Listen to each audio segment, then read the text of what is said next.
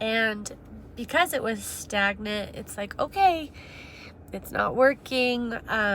Time to try something else. And so they got me an appointment to try 2 different types of hearing aids to see if that could help in aiding my hearing.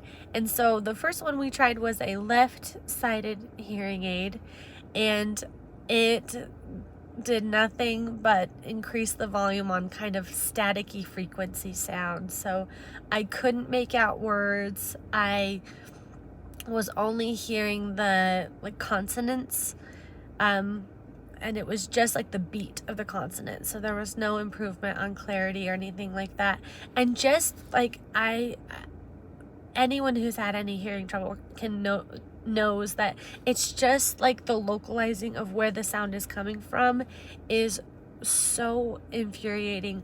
I was so lucky that my balance and my equilibrium kind of evened out after those first 3 or 4 days of the initial hearing loss. So like I was okay, like balance wise, and I wasn't getting motion sickness, but like not being able to be as sharp as I want to be and being able to connect the dots, especially while teaching, like people have questions and I don't know who's asking the question.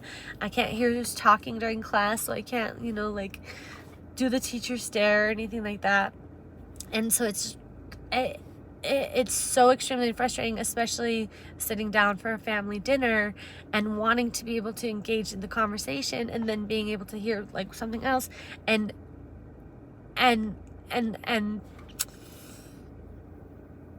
that sucked. So that hearing aid did nothing. The next week they had me try a cross hearing aid, which is where I wear 2 hearing aids, and any sound that came in from here, it was supposed to translate over to my right side so that I wouldn't miss anything that was happening. But still extremely disorienting. It didn't work like we had hoped it would work. There was maybe some more clarity, but it came out was really robotic. And so it was really frustrating that way. And then my last auditory test, they were like, okay, this was going to be kind of what sets the groundwork if you're a candidate for a one-sided cochlear implant, which is like, it just seems like so out of the realm of possibility. Like, I'm 33, I'm fairly healthy, and now I'm gonna have this permanent something, but I'm also really excited. So that auditory test, I was supposed to score like 5% or lower on recognition of words with my left ear, and I scored a 0%. So they were like, all right, let's talk about it. And so there were some options that they have, and my last kind of hoop to jump through to get that cochlear implant is an MRI. And so I actually just got done at the hospital getting that MRI done.